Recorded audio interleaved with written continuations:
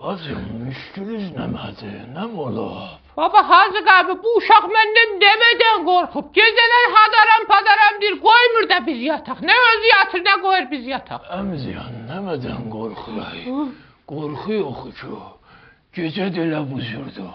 Fəqət qaranqılıqdır. Anam bu çeker.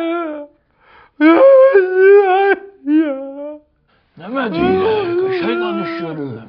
Pik. Sen qəşəy, vaqqilleme qəşəy dalışırı ne deyir? Çin gəldi bu cinsini mən yedim. Oğulcan, Çin var məgə?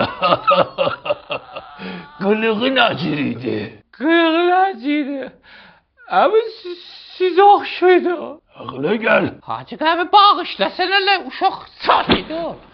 Xob, əlan səni bir dənə kitab başa saram, qorxma. Allah səni bizə vəsilə verib, Allah səni bizə çox görməsin Hacıqam, belə xeyir görək.